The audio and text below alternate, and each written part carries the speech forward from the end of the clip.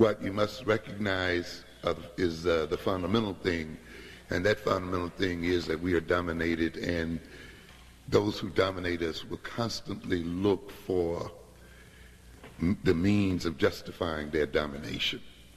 And each new initiative essentially is a new thrust which provides a new logic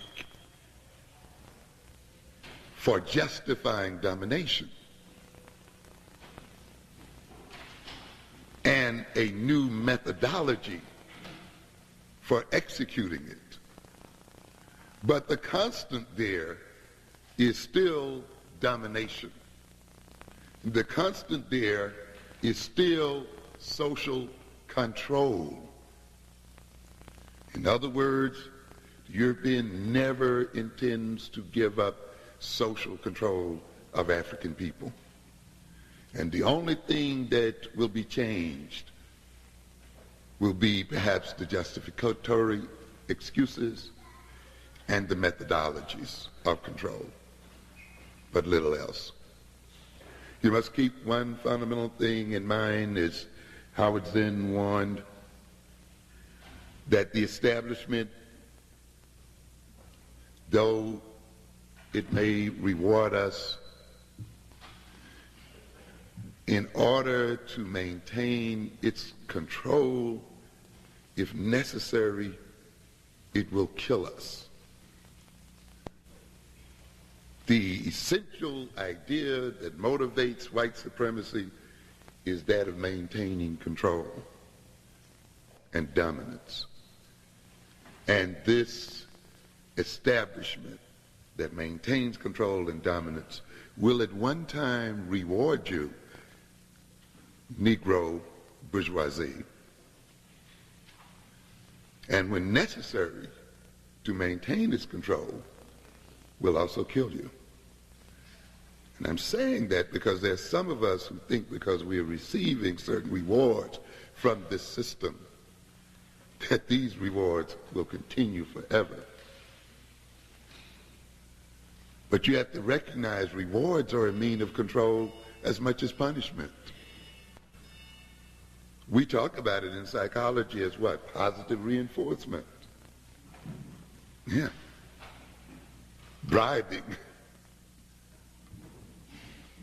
Yeah. So you give positive reinforcement, good salaries and what have you, good house and so forth, and all of a sudden those people who were gate rebels in the 1960s become neoconservatives in the 1980s and say, you know, they got the good life, they bought the idea, they think that this is going to go on forever. Have not studied the manipulation through rewards. And they went to college and studied psychology. You know, and I've told you before how we are miseducated when we study psychology. We'll go right in there and study Skinnerian psychology and conditioning. And what have I told you before? We will not put ourselves in the place of the rat in the box. And we will not put ourselves in the place of the Pavlovian dog. We misidentify ourselves with the experimenter. But the actual condition of African people at this point is that of the Pavlovian dog and the Skinnerian rat, with others being at the controls and manipulating rewards and punishments and what we call negative reinforcements as a way of controlling our behavior. And when we talk about behavior in psychology, we not only talk about movement, but mental behavior as well, thinking in certain ways, seeing in certain ways, experiencing the world in certain ways. We include that too under behavior when we talk about behavior. And there are three fundamental ways, you see, of maintaining behavior in a conditioning situation. Rewards, and then what we call positive reinforcement. Then you have negative reinforcement, which isn't the same as punishment. It's a situation where you release a person from a painful situation on the condition that they behave in a particular way. So in a sense, you put them in a painful situation. You say, well, I'll let you out of this if you do this. Or if they're in a painful situation, you say, well, I'll remove this situation if you behave in this way. This is what we call negative reinforcement. You see, a release from a negative situation, which is a form of reward. So I will release you from the ghetto if you say, I am an American and I love it. There is no racism. I don't feel dominated. Individualism is the highest ideology in the world. Okay, we'll give you a little extra pennies and you can live in a nice house. Get yourself a VCR and look at movies. And then those who belong to the underclass, we just can't change them. They're in a painful situation. They look like they even like it there. So for those, we have to administer what? Punishment. You see. But what do all of these have in common? Social control. Control. You see, so those of us who are being rewarded by the American system doesn't mean that we are any more out of the control of Europeans than those of us who are in the prisons. The game is the same. Social control, and until you decide as a people to end the capacity of whites to control your lives, we will always be subservient to them. And if one day we have to recognize that it becomes necessary to annihilate African people in order that the European stays in social control, then they will annihilate us. I don't care what kind of degrees you got and what kind of money you're making. The Jewish educated marched to the chambers with the uneducated. Yeah.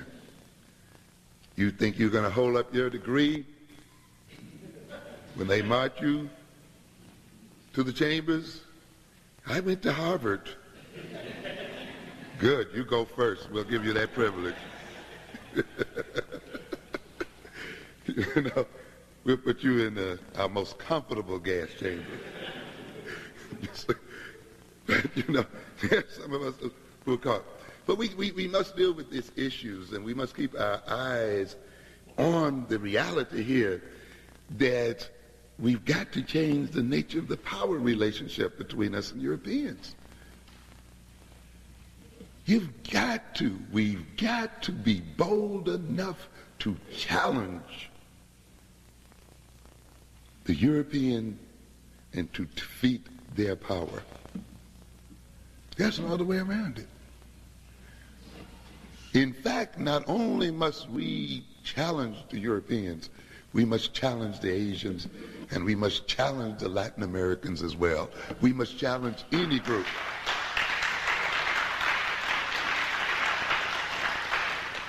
We must challenge any group that threatens to constrain our freedom and threatens to exploit us. And that does not include any other group.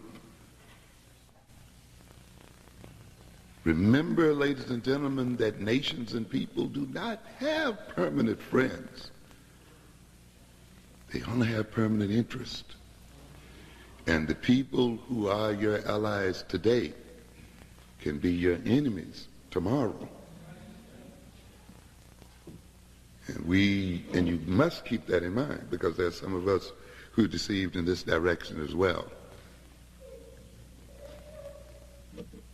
I hear a lot of blacks use the word black and Latino constantly.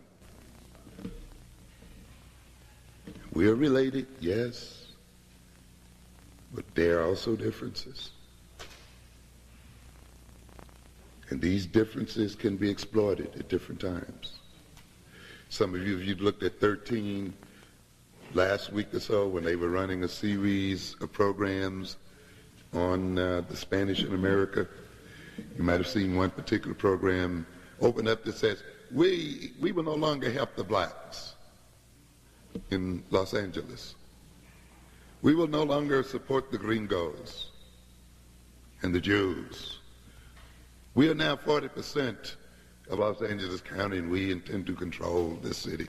We will no longer be told what slice of the pie that we will get. We will tell how the pie is to be divided. You must come to your realistic sense. Nations and people do not fall in love. They do not marry each other. Because see, we have some foolish people out here who look at their personal relations with white folk. And they have good white friends. And I'm not doubting the sincerity of the friendship. Not at all. Not at all. I do not doubt that blacks and whites can be truly friendly. And we should be friendly as people. And I don't see any problem with having those friends, you know. But do not confuse your personal relations with the relations between groups. Do not always assume that the dynamics that determines your personal relationships are the same dynamics that can be used between groups. That's a serious error that a lot of people make, you see. So they have a lot of personal friends who belong to other ethnic groups, and that's fine. So do I. But you can't confuse those. You know, you get some people who have good friends with Koreans, you know, they speak well while they're spending all their money there. And, you know, they can't understand why we would seek to struggle against these people for the ownership of our economic turf. Because for them, you know, we're friendly. What, you know, but you got to understand some other things. We have Mother Banny here. You remember of Coffee Boy fame? And yeah, I think he's got something called Beyond Black and White or some nonsense, where he's presenting us his relationship with his white wife, which is supposed to, I guess, be some paradigm for the relationship between black folk and white folk. It's not the same thing. Groups, on certain levels, there are parallels. On other levels, those parallels do not function and they do not work. And you got to make a division between those two things. But let me get on with the subject matter here today. Talking a little bit about media's relationship to the African family values. And it's interesting, we talked about Dan Quayle, and it's interesting because you see the media, particularly in terms of TV, and some of the other media, of course, both misrepresents reality, but in a way also reflect reality. And I guess the best thing you can say is the media often sends ambiguous and sometimes ambivalent images and ambivalent messages, because often the media are the battleground for conflicts between various power blocks and various groups. Often what goes on in the media reflects, even though they may be distortions and denials, and even though the media is essentially the propaganda instrument of the ruling classes, but if we look closely at it, they often reflect the social, political, and economic changes going on in the society. And it's interesting to analyze the media in terms of demographic changes. What groups are increasing in power, decreasing in power? What groups are changing in their composition and nature, and see how this is reflected in the media itself. Just the other day, by the way, I ordered a new magazine that is being published by Dow Jones, the publishers of the Wall Street Journal, called, I believe, Demographics. They recognize, of course, that tremendous population changes are taking place in America. And, of course, to be up on top of these changes and to convert these changes into bucks, they now will publish a magazine for the business class so that they will know where the various populations are, their values, their habits, and all these other things, so that the business persons can market their products and appeals to the various populations in the country. Whites are very much interested in multiculturalism, not for the same reasons we are, of course. They recognize that America is, of course, a nation of various groups. They now will use that information to, again, further their own economic and political interests, as well as I said earlier, to maintain social, economic, and political control. Consequently, you will see the face, as you have already seen, of TV and the media changing as it seeks to grapple with the demographic changes that occur in America. To a good extent, the struggle between Murphy Brown and the traditionalists represents a change in the demographics of the American family situation. Not only the black family situation, but in the American family situation as a whole. Again, you have another one of these ridiculous kind of arguments where terms are not defined.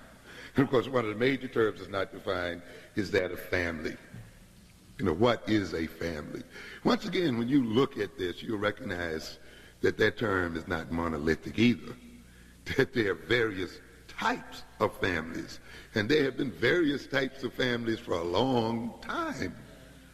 There have been different kinds of. What do we mean, the family? The traditional family. What kind of family is that?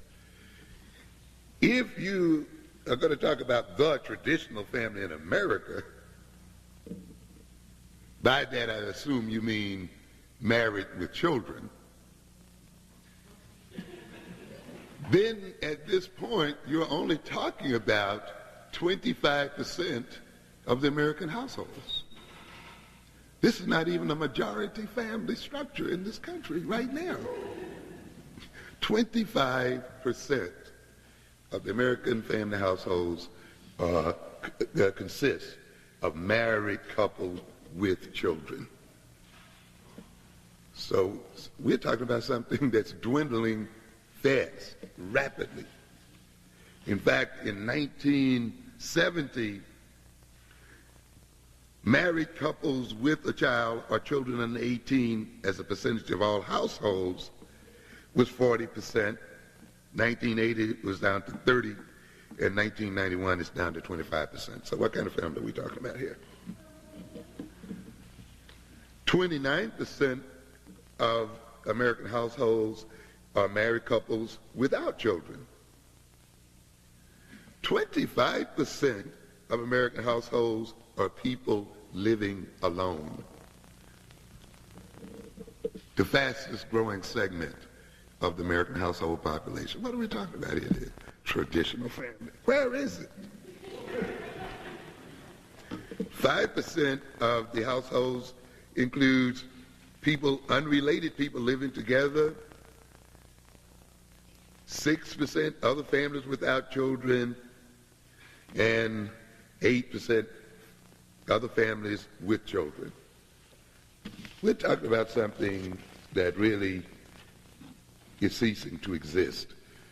And yet, what we're talking about then, the use of a fantasy by the ruling class, you see, to manipulate reality and to manipulate people's emotions and attitudes.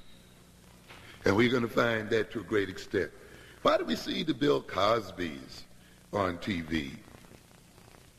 And of course, again, the Murphy Browns.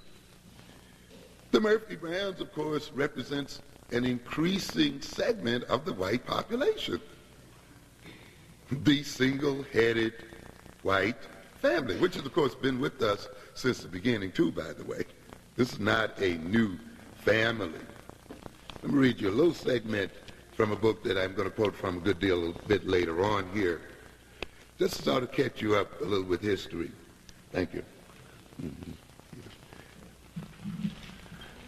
This is from an article in the September-October 1992 New Age magazine, which treated the book, and I'd recommend the book for you, The Way We Never Were. American Families and the Nostalgia Trap. In other words, we're celebrating a family that frankly never really existed in America anyway. You see, published by Basic Books, 1992, by social historian Stephanie Kuntz, C-O-O-N-T-Z. The New Age magazine gives a very long treatment of this book, and I recommend it as a book because it'll help break a lot of the myths we have about these so-called families and the traditional families. The 1960s generation did not invent premarital out-of-wedlock sex. Indeed, the straight-laced sexual morality of 19th century Anglo-American societies, partly revived in the 50s, seems to have been a historical and cultural aberration. In other words, some people also look at the traditional family as the kind of family we had in the 50s. The 50s, to a degree, revived the 19th century American family. Americans' founding fathers were not always married. In Concord, Massachusetts, a bastion of Puritan tradition, 1/3 of all children born during the 20 years prior to the American Revolution were conceived out of wedlock. During the 1780s and 1790s, 1/3 of the brides in rural New England were pregnant at marriage. Okay, where is this family?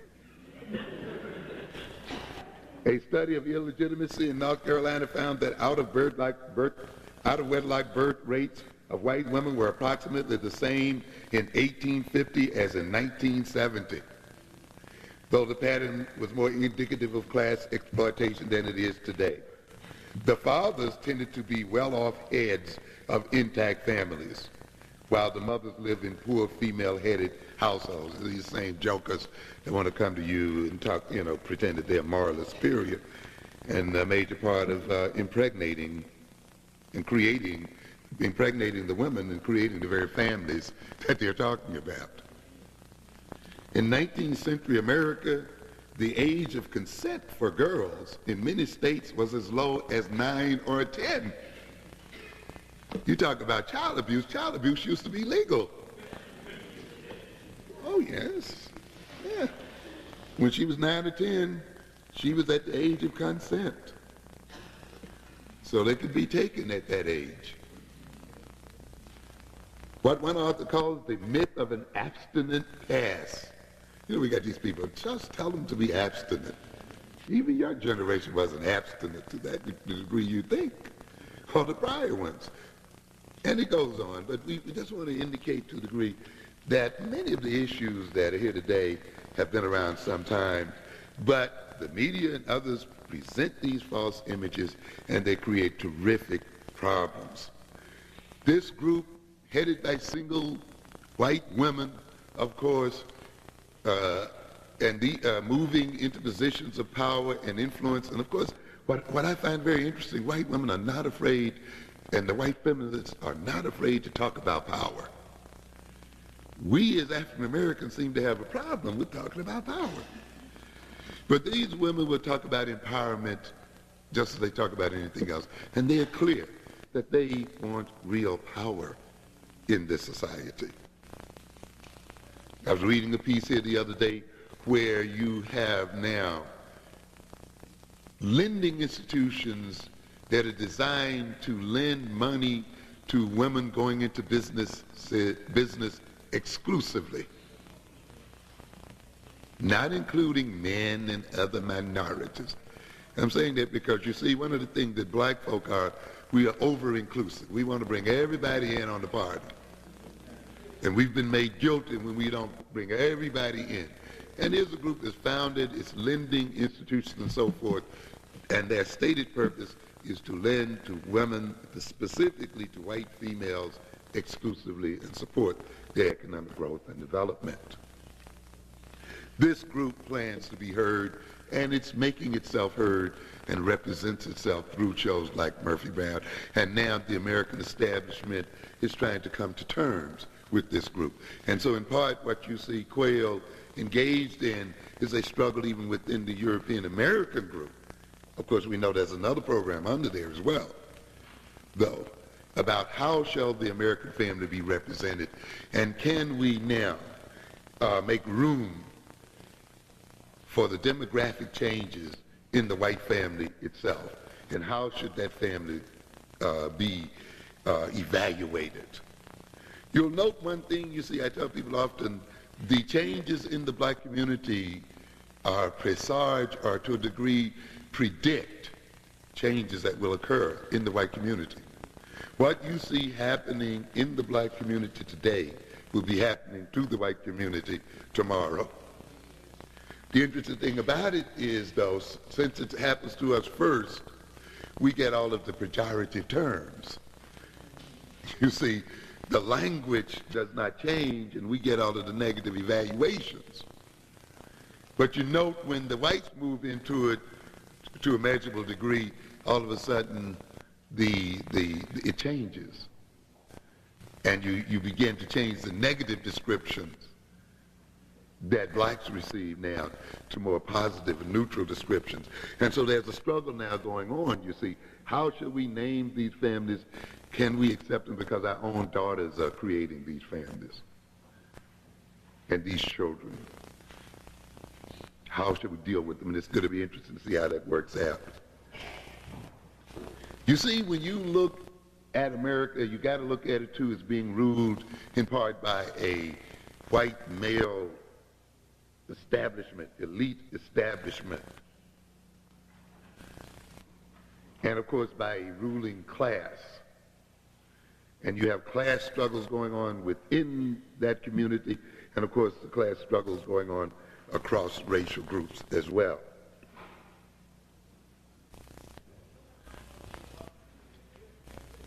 This class niggerized the African. It prepared us to be consumers and not producers, and that's our major role today. And that is our intended role forever as far as the European is concerned, is to consume. But unfortunately for them, they're so greedy until after they saturated the black consumer market, they had now to niggerize their own children and their own people. And now America is rapidly turning into a nation of consumers. And the production is being done now outside of the country. And we're beginning to suffer economically and socially and politically as production itself is beginning to move out of white American hands, and the whole population is made into one big mouth to consume. And attitudes and other things that go with this kind of consumer orientation is beginning to occur in the white population. And now that population is letting the Asians do its thinking and Asians do its production and other kind of things, you see. So this kind of situation is going on. The Bill Cosby situation also, of course, represents demographic changes within the black community as well.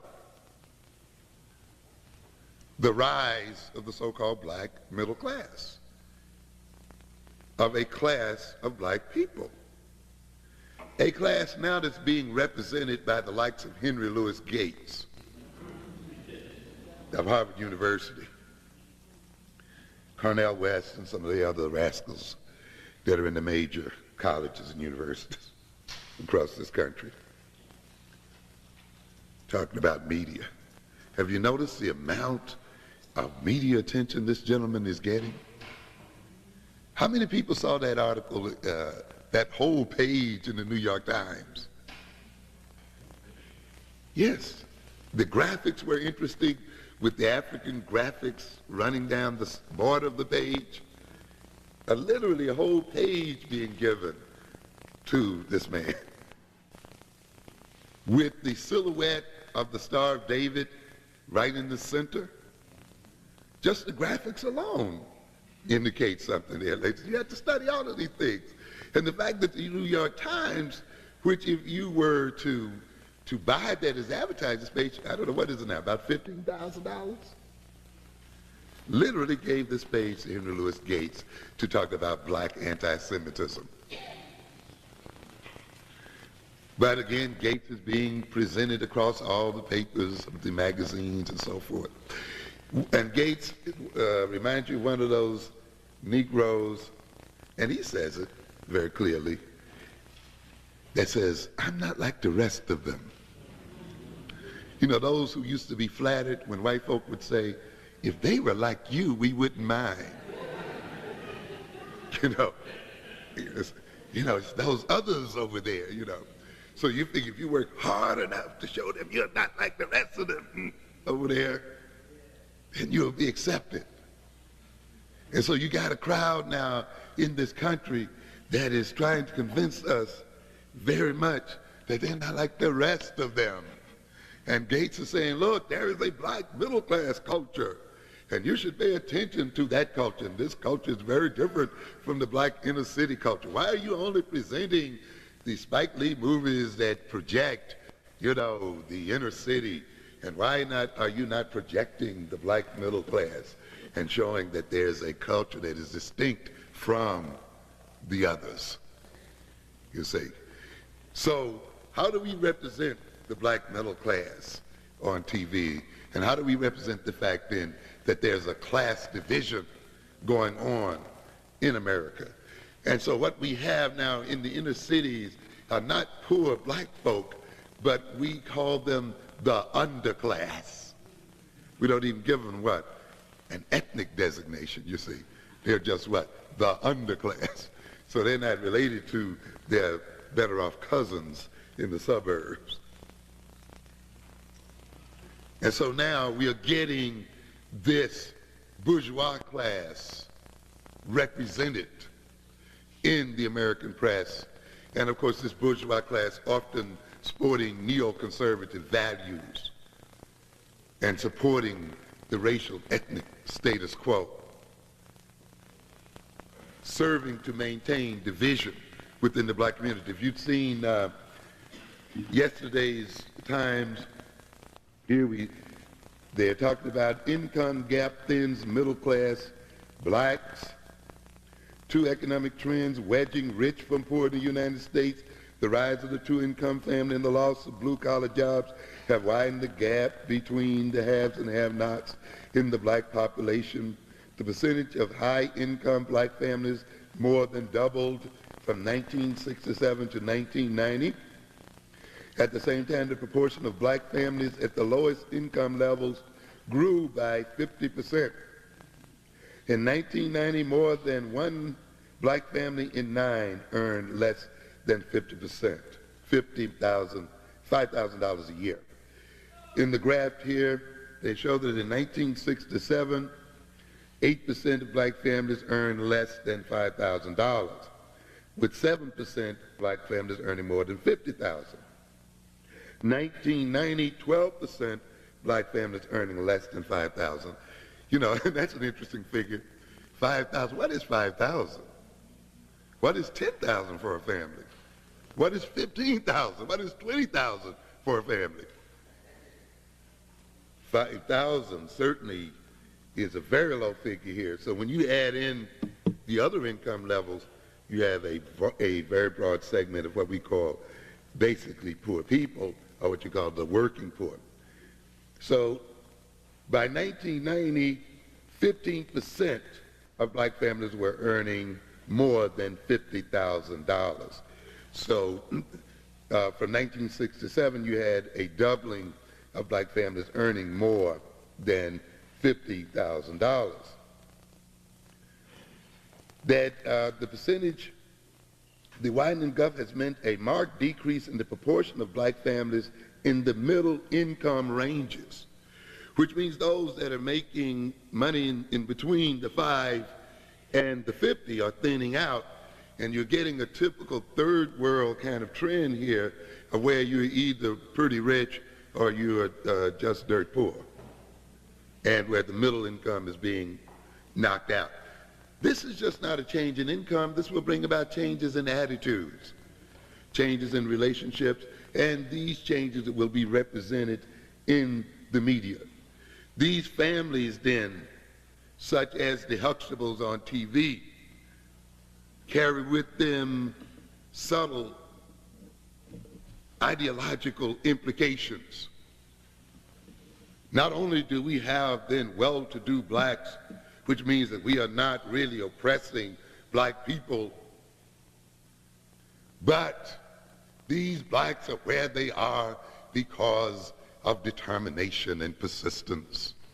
And those who are poor then are lacking in basic characteristics. So the projection of the black middle-class family on TV can be used very much to distort the reality of oppression and to distort the reality of the fact that we are a dominated people. I've warned you before that under imperialism, at some point, the imperialists elevate quite a percentage of their subordinate population, because generally the imperialist population is much smaller than the peoples it rules over. And as it becomes more efficient, it recruits from the people it rules over certain of those people to help it in its ruling relationship. We call that neocolonialism. In America, we call that integration or affirmative action. The same thing, though. People still under the domination of whites. I don't care how much money you make. Still under control of whites.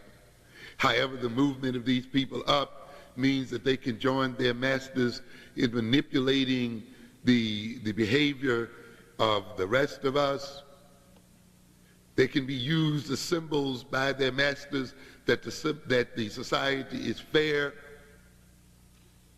that it provides an even playing field for those in it, and that those then who do not make it merely are suffering from some kind of deficiency in their personality.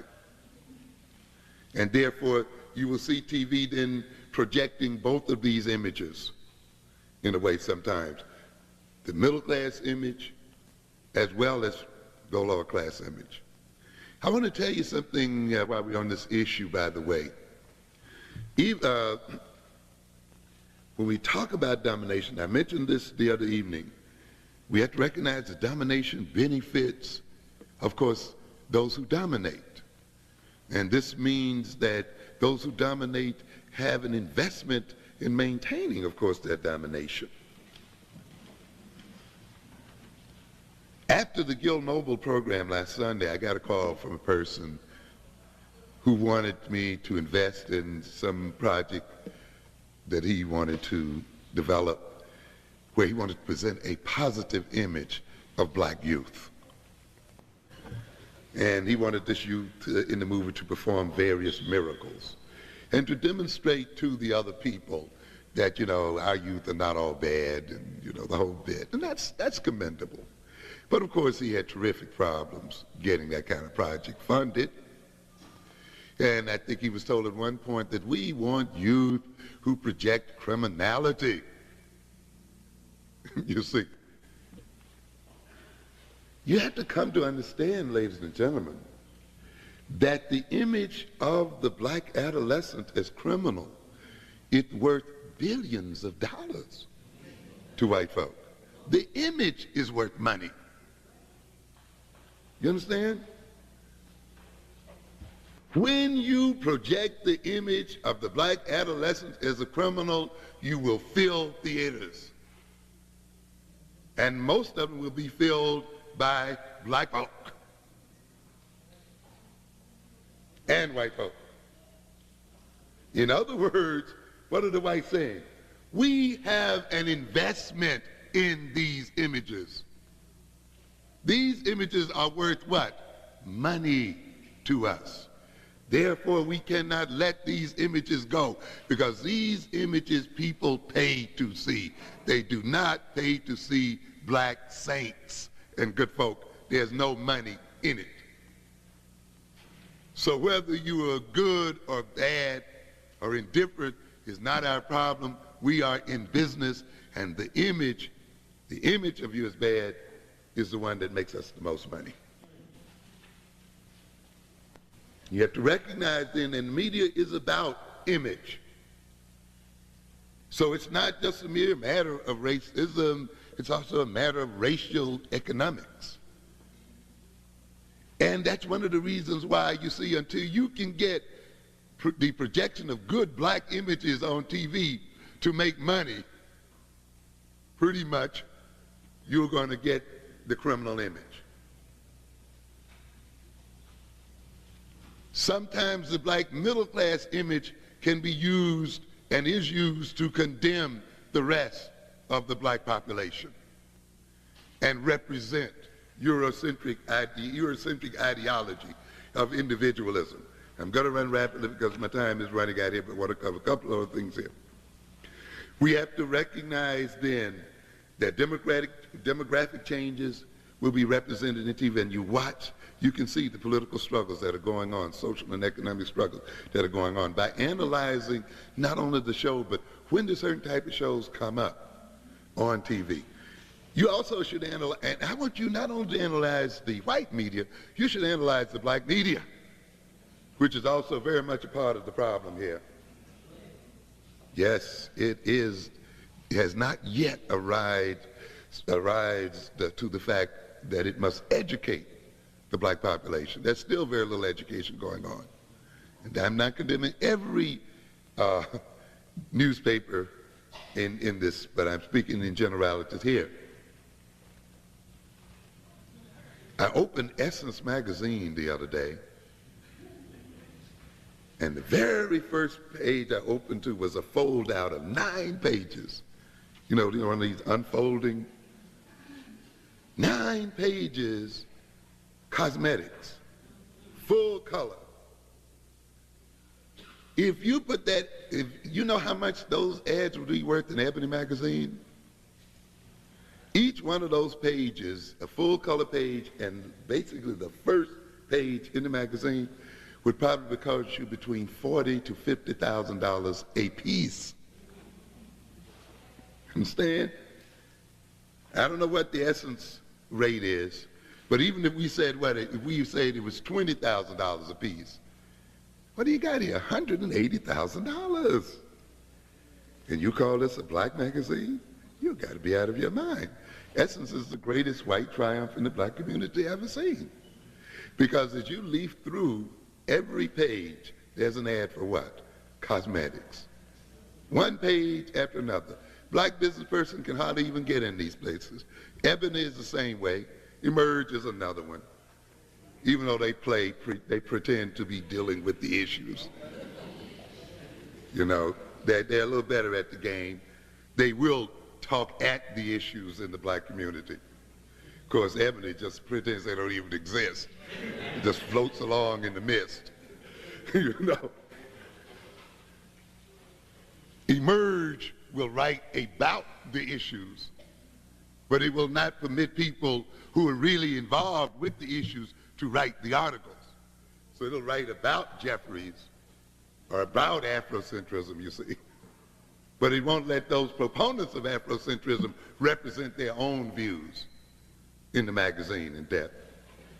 And if it presents a somewhat controversial article, it will be carefully balanced, or you will see the first page with the editorial kind of negating the rest of the page. I saw a letter here the other day where Brother Terrence Jackson, who talked about putting it together and the possibility that AIDS was a type of germ warfare, the advertising agency for Emerge turned the ad down and sent him his money back. You talk about freedom of speech. You got to be kidding. Says we have a diverse audience. What do they mean? White folk read us, and we got white advertisers, and we can't dare shake them. We have yet to get a real black, African-centered national magazine in the fullest sense of the word. And we have to recognize that and deal with that. When other people are sponsoring these magazines and papers and so forth, then these people are going to be responsive to those who sponsor them. We have to look at that. We got many in our media trying to make black people believe that every problem that confronts us is the result of the fact that we don't vote. And every time we discuss a problem, well, if you would vote, then what? I asked them right away, name major victories that black people achieved through voting. Did we vote to get the vote? When you look at many of the so-called milestones achieved by our people in America, they were not gotten through voting. Why are we now being sold in on the idea that voting is the only route to black power in America, when our own history shows that this is not the case? Is it the fact that a good deal of our media is dominated by people who have achieved their social status through the electoral process and have achieved their wealth and power due to their attachment to the Democratic Party? And therefore, they want to sell the black population on the idea that their route to power and prestige is also the black community's route to liberation? To get the black community to falsely identify with their election as representing an advancement for the black community as a whole? So consequently, those who control that media then project to black people that the only solution to dealing with our problems is voting them into office and then having some kind of vicarious orgasm once they get in, even though we are still unemployed and homeless once they get there. You've got to deal with the realities here.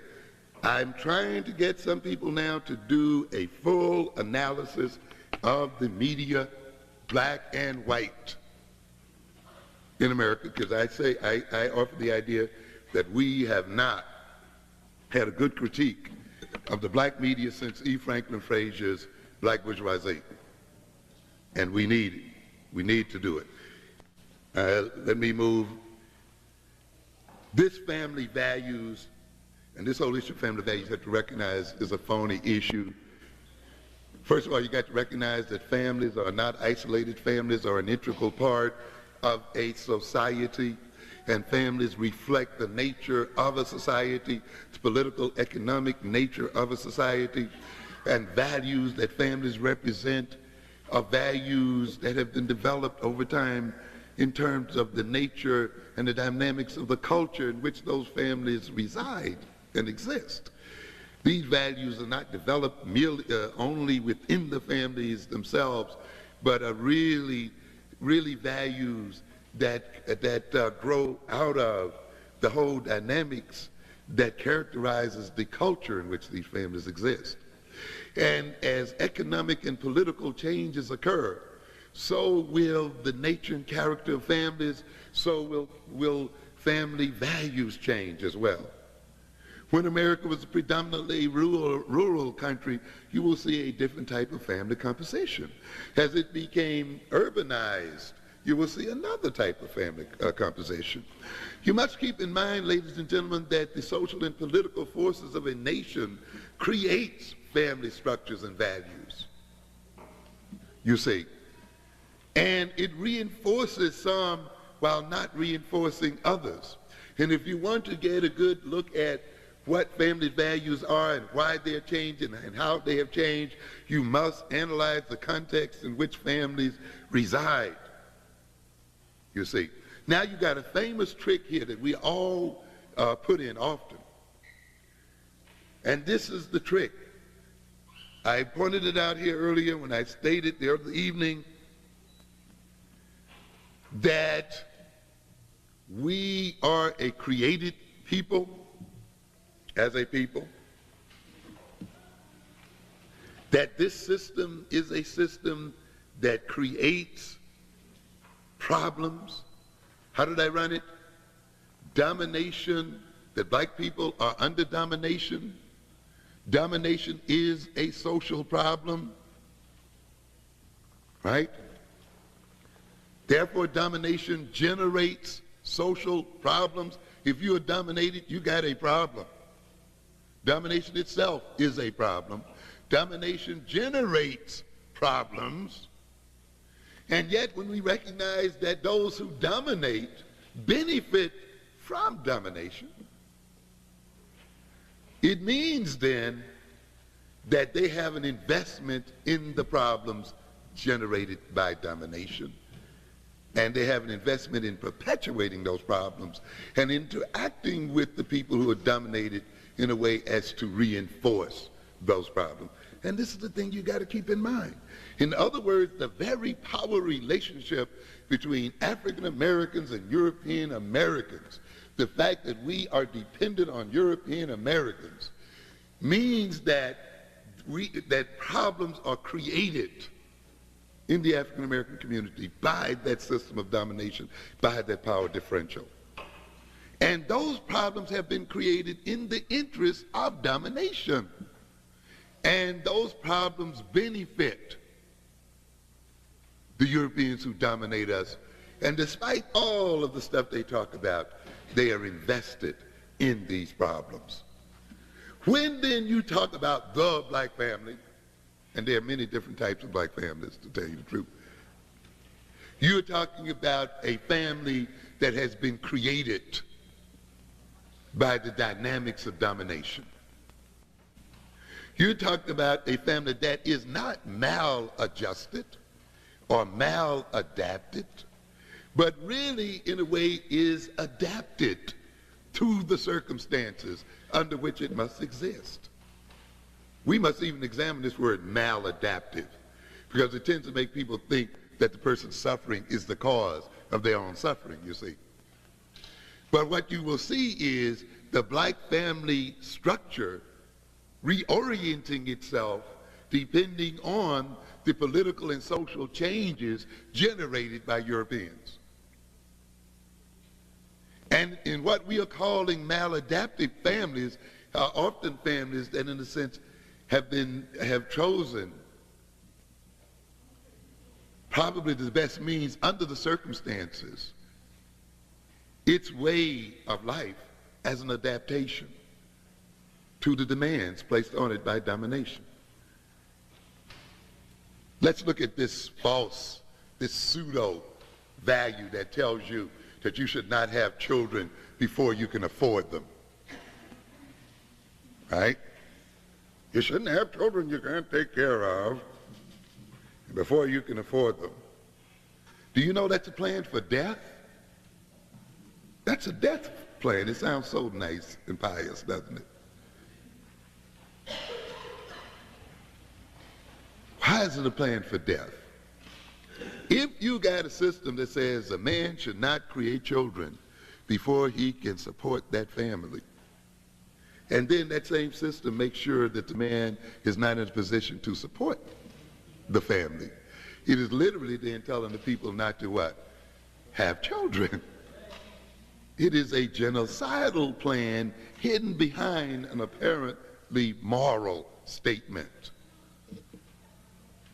You see? And you have a lot of this kind of game playing going on. You have to recognize then that the European system creates a problem, then it goes on to define the problem, we said the other evening, then it goes on to look at the differences between the people who are affected by the problems and those who are not, and then it says it's the differences that these people show that are the cause of the problem. You see?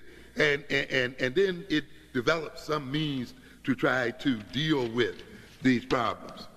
In other words, then, let's quickly look at the fact that the families that we talk about as a traditional family is pretty much a myth and the result of misunderstandings that the media seeks to indoctrinate us with images of families that really never existed and with the kind of family lives that real people cannot live. These images block us from seeing the reality that we are in. It blocks us from developing sound and realistic policies so that we can really change the situation that we are in. These kind of images create in us a state of guilt. You have to realize, you see, this culture is a culture of inequality that we live in. America is characterized principally by the fact that it suffers from gross inequalities within its population. And those who are gaining from this inequality then must float out an ideology that makes their greed appear rational and moral. And when you then look at the inequalities that you see between classes and the inequalities that you see between groups, you want to know why. Why is it that we see so many poor black folk relative to whites, you see, or single-headed families relative to intact families? What kind of ideology will you float out to explain that? You will note that the media does not permit but two of a possible range of explanations for this situation. One is the explanation of individualism, and the other one is a type of familialism. In other words, the reason why we have differences in wealth in this country and differences in success is due to individual deficiencies in people and deficiencies in families. Not domination, not European control, you see, not other things, but if you're poor, there's something what? Lacking in your character. There's something wrong with you. And if you see poverty and race, there must be something inherently connected to our Africanness, not to that political social system. If you didn't succeed, it must be because you come from a deficient family, not an absence of good schools or an absence of other social institutions or other kinds of things going on in the system. You see, the people who talk about the other things are not allowed to be heard on TV and radio. Only when you're talking about these deficiencies. The crime of this, and this is why individualism is floated out, the crime of this is, though, that the poor themselves and the disadvantaged themselves and the dominated themselves believe this ideology. They believe it. When you believe this ideology of individualism, of deficiencies in individual functioning and deficiencies in family functioning, and you hear this all the time, it's the family, it's the family. You can look at the family background and know who's going to succeed in school. That is so much garbage and rubbish. In a school system that is designed by middle classes, run by middle classes, based on middle class values and intentionalities, based on middle class language and so forth, there's no great shakes to recognize that middle-class children succeed better in those schools. But this is no condemnation of the poor family. This is no commendation of the middle-class family. It is a condemnation of the organization of the school. Because if the school could be what? Reorganized, then the influence of family on the success of children would be reduced tremendously. But the American society, because it does not want to reorganize the schools, which would change power relations, you see, and because it wants to blame the victim, takes its explanation back to the deficient family or to the deficient individual. I had a class here last week called Children at Risk. I said, you expect me to come in here now and put all these characteristics of children at risk, right? You know, what characteristics do children at risk have that makes them different from children not at risk? I'm not giving you that. The first thing I'm going to ask you is what? Who put them at risk? These are children. How have they been placed at risk?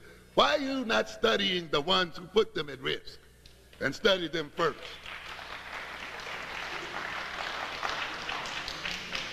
Why are you not studying the teachers and the psychological counselors and the other people What happens in the classroom is the result of a social interaction between teacher and child, a social interaction between the construction of the school, a social interaction between the curriculum and the child. There are a lot of interactive relationships that are never even examined because we're so busy looking at the child and describing its characteristics. And the very system itself is creating those characteristics in the children.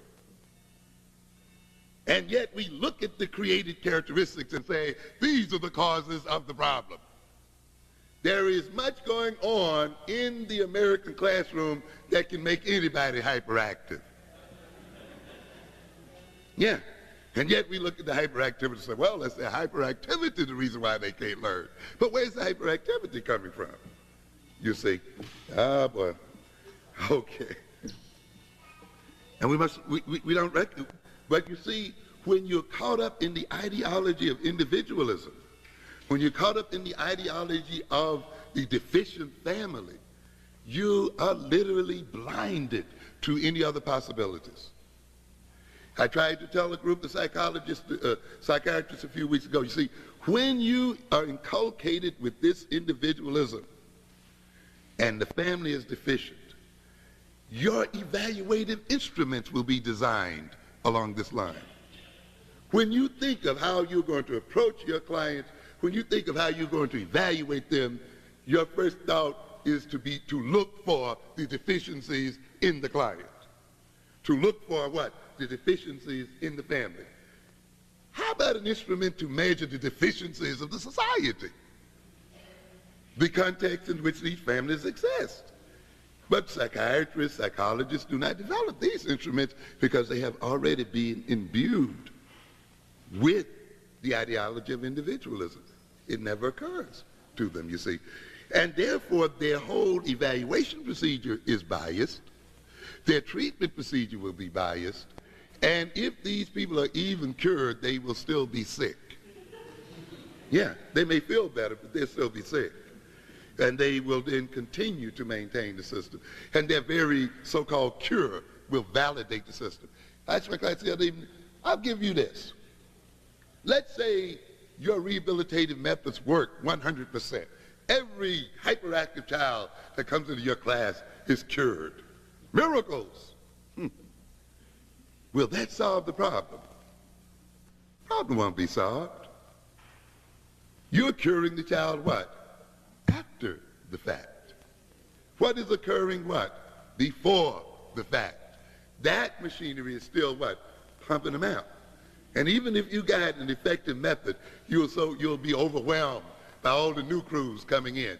And out here you're hollering, more psychologists, more social workers, more. We can't handle all of them.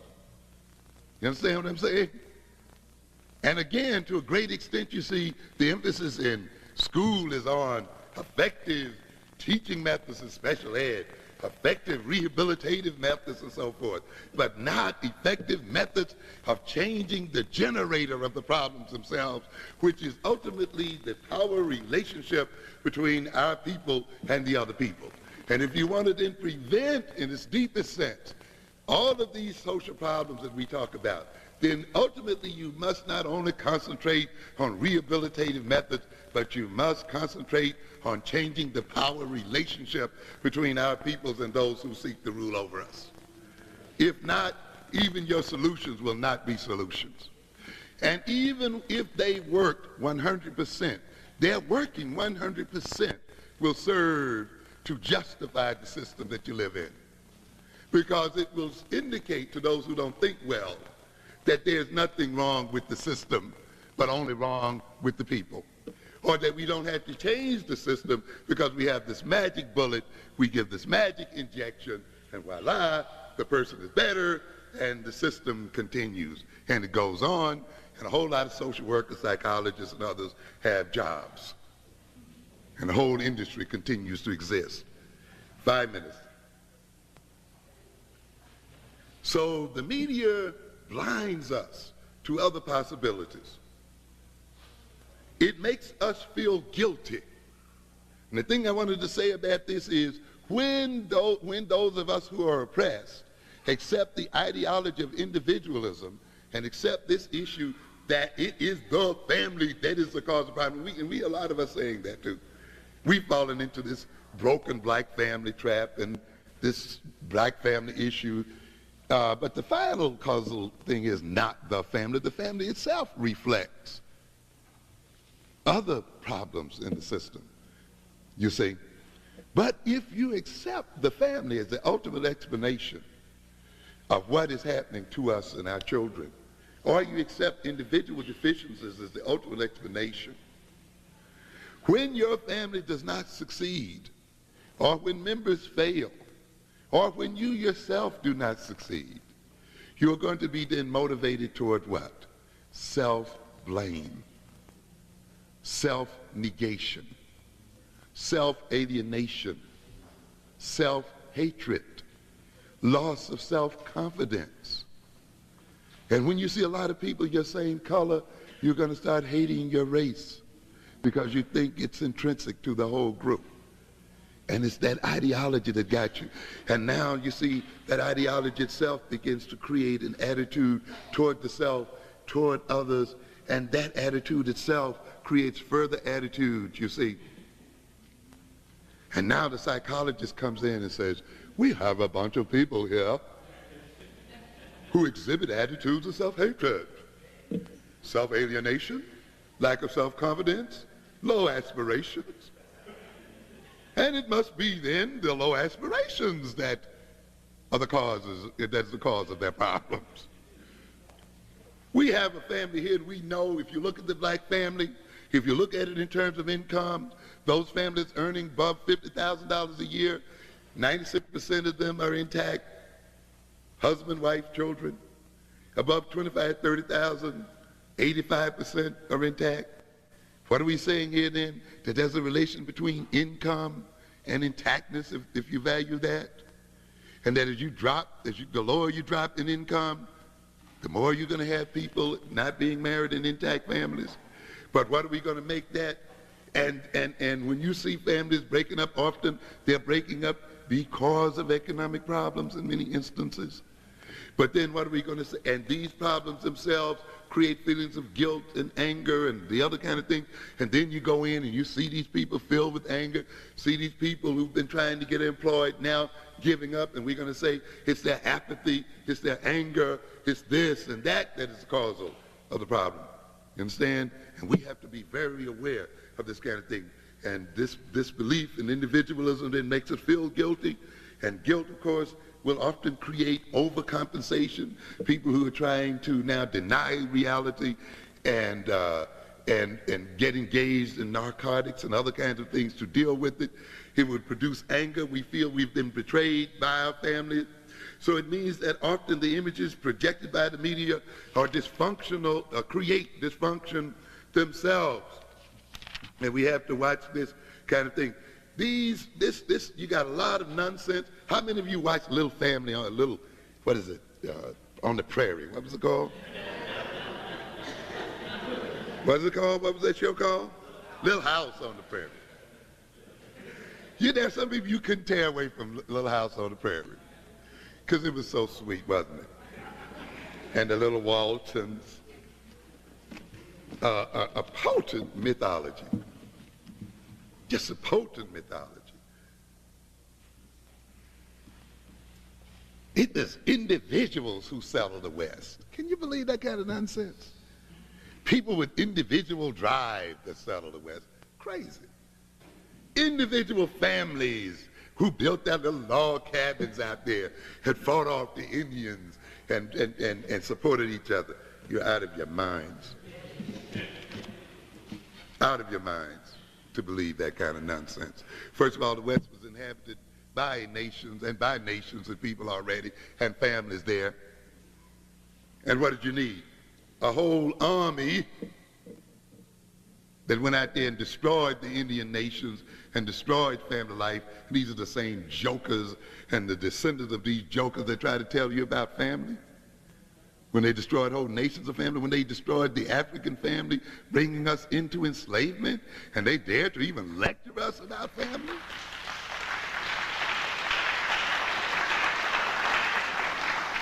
The U.S. government, including the Buffalo Soldiers out there clearing the West for these families. Let's deal with it.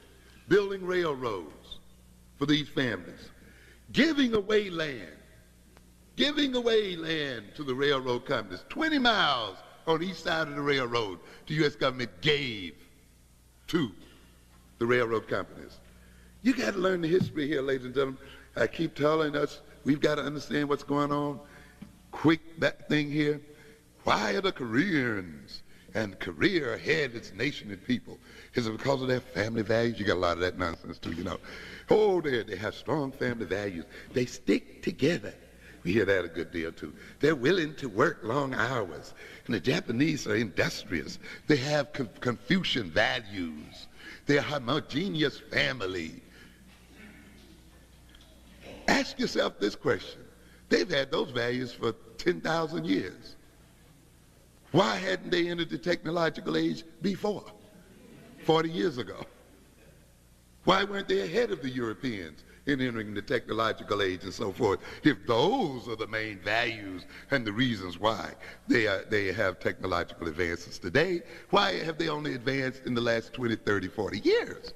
You know why? Because of the relationship of the United States government with these countries. You sit around here and you support these Koreans. The Koreans should be bringing you gifts. That's right. As many as our black men died on the soil of Korea to protect these Koreans, and these Koreans could have enjoyed the privileges of America that these black men could not enjoy at the time they fought the war. That's right, I saw them go off to war, and I saw them come back in boxes. And I was right there when they had the black fountains and the white fountains and the segregated counters and all the other stuff. The same thing the North Koreans or the Chinese could have enjoyed even at that moment. This nation invested the lives of black people in that nation. And they invested in the war in that nation. They took black folks' tax money, shipped it over there and invested millions and millions of dollars in that land, even in war, and gave the Japanese contracts for making the army trucks that were used in the war. Don't come telling me about any industriousness of Japanese people. You understand? But they want to run this game on you. And then after the black tax money and black tax lives were given to protect the Koreans and are still there today to protect the South Koreans, for what reason? To make South Korea safe for private investment, so that private white businessmen could have a safe territory to invest their money and wealth in. And then the United States government, with black people's tax money, made sure that the South Korean government was stabilized, even to the point of maintaining a dictatorship, to make certain that white businessmen would not fear investing and, in that country, for fear that the government would change and they would lose their investment. And there are black men and women standing there to make sure that that government is stabilized so that white men can safely invest in this nation. And then black money, tax money, goes in and builds the infrastructures, the highways and the railroad and the other things of South Korea. Do you understand what I'm saying? And you want to fall for the baloney that these people are here because they work long hours? They come back with your tax money and the lives of your men and stand in your face and insult you? And then you're going to fall for a stupid ideology that talks about that they are here because they have some individual and family drives. You've got to be out of your mind to believe it.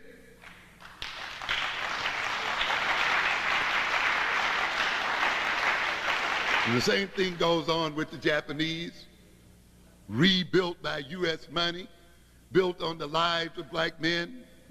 Europe, Marshall Plan, rebuilt with U.S. money and tax money, built on the lives of black men, built on the fact that money was shipped over there by the tons, and then they come back over here and tell you that if you ask the government for one nickel, something is wrong with you.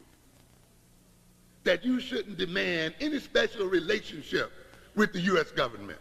You shouldn't demand that the U.S. government lend special favors to you. Do you know why the U.S. Navy is in the oceans? Do you think it's to protect America? The U.S. Navy is in the oceans to protect private enterprise, to make sure that the white investment money and the merchandise that's involved in that money is safeguarded. In other words, the U.S. Navy rides shotgun for private investment. If we were so doggone caught up about the government not doing any special favors, then we should tell these rich folk, you protect your own cargo as it moves across the oceans. And yet if that United States Navy, again stocked by black men and women, and the armies were not out there, you'd have a new old crime recreated. That crime being what? Piracy. None of these nations would be seeing those ships laden with all that wealth floating by unguarded. But then they come back again to tell you that you shouldn't demand any special control of your community or of your life, or you shouldn't expect any special contribution to the growth and development of your economic wealth in America. And we got a bunch of black jokers who want to argue that in our faces, even though they can't see it right in front of them. The Chinese and the Koreans and Taiwan are ahead because of the special relationship that the United States government has with them. You understand what I'm saying? The U.S. government protecting them, investing in them, building them. Am I clear here? But you see, they're going to run the rot on us. That is the result of what? Their values, their family-centeredness. No, no, no, no. You get that kind of money, wealth, and protection, you'll have different values. Let me tell you one other thing, and that thing is this. You see, and that's why you got to have power in America. And that's why you got to understand the games that are being played, you see. Japan's highest industrial prize is named after an American, the Deming Award. When you that's like receiving the Nobel Prize in industry. And it is awarded to the company or the corporation that has shown the greatest improvement in its organization and productivity and so forth. Why would Japan's highest award be named for an American? You know why?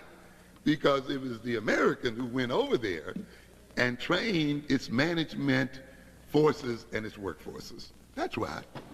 In other words, you have to teach people how to work. You have to teach people to be organized in a particular sort of way to achieve a particular end, ladies and gentlemen. The Japanese just didn't come spontaneously to be what they were.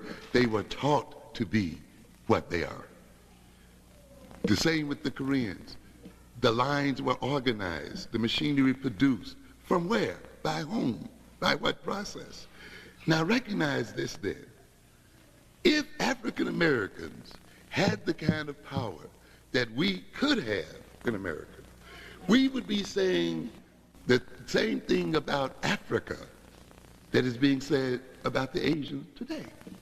Because we would have the power to have influenced U.S. foreign policy, spending, and relationships to African countries in a way then that would have advanced Africa's economic advancement and technological advancement. And we'd be talking about how industrious the Africans are today, how well organized they are, ladies and gentlemen.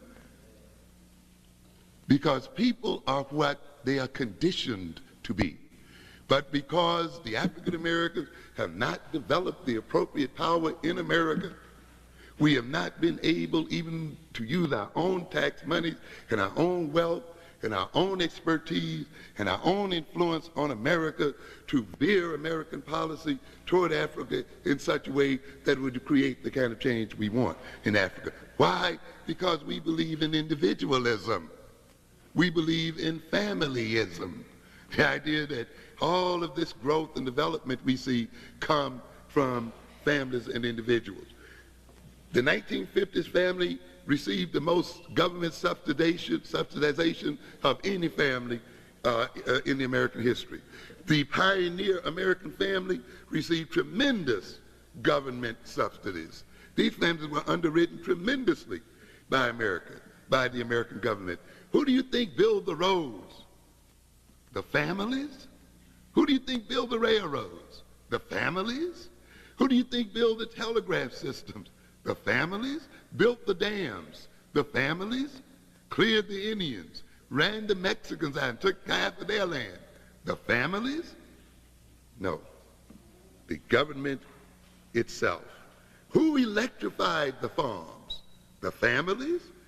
On and on we can go. By the way, Little House on the Prairie was a propaganda piece even in this original sense. The lady who edited it, she came home, she got pissed because she got tired of paying taxes to the American government. She went home to Mama, give you her name so you can follow it up, Rose Wilder Lane. Her mother was doing the writing. She herself, the daughter, was a freelance writer, and she had a bone to pick with the U.S. government and was greatly anti-welfare. So she edited her mother's writings so that the family would be, so that the image would be presented of a family that was totally self-sufficient and totally providing for itself. And this image then, and this myth, was projected on the American media, and it's created tremendous problems.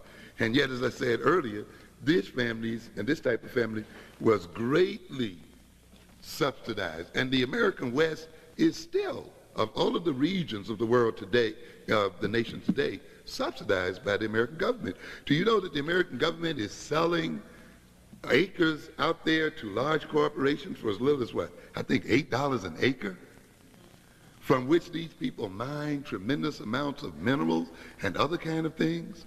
You have to understand, ladies and gentlemen, do you hear these politicians talking about entitlements? You notice they never defined them. And most people then read automatically that they're talking about welfare. Why is it that they have problem with entitlement? You know why? Because the bulk of the entitlements go to wealthy people. The entitlements essentially support the middle and upper classes.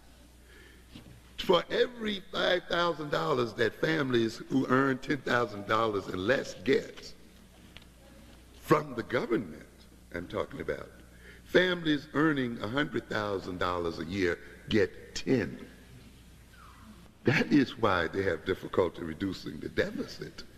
They will have to confront the ruling in the upper classes of itself. So what am I saying here then, ladies and gentlemen? We must define family for ourselves. We must determine what family values work for us.